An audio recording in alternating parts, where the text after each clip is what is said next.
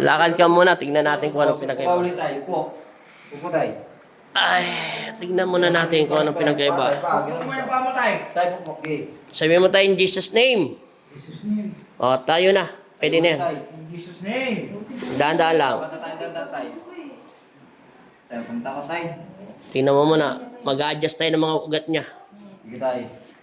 Matagal-tagal yun kasi 6 years eh. O, 6 na taon. A-adjustin pa yan mamaya. O, balik ka na rito. May, tanong mo muna sa kanya kung anong pinagkaiba ng lakad niya kaysa kanina. Anong nararamdaman mo man? Nagsulasupari mo sa bago? Kung kumakan tayo. Maray-ray na. Oh, maray-ray na. Anong maray-maray? Ganda-ganda daw. Mamaya na. Mamaya na natin continue yung video para i-alignment muna natin. Adjust muna natin kasi 6 years na yan eh. Continue na dahil na-alignment na tulungan siya. Tumingin ka doon sa dulo tayo. Huwag mong titigan yung lalakaran mo. Doon ka sa dulo maglakad. Gumaan tayo. Ano, mas maray? Oh, mas mabuti na. Mas mabuti siya. Mas mabuti kasi naguga namin yung buto niya eh. Sakit niyan lumbar. Paano siya maglakad?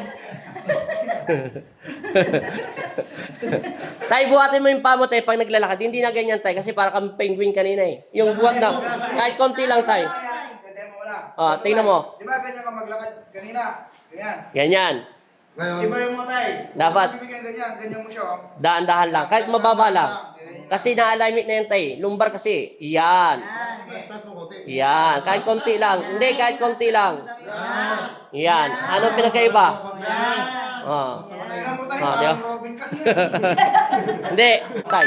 Astig tayo. Astig. Yan. Tataas mo din sa ganito. Yan. Sanayin mo na kasi siya, tay. 6 years mo na kasi na... Oh, wag ganyan, tay. Huwag ganyan. Normal lang muna. Lang, dahan lang. Okay, lakad.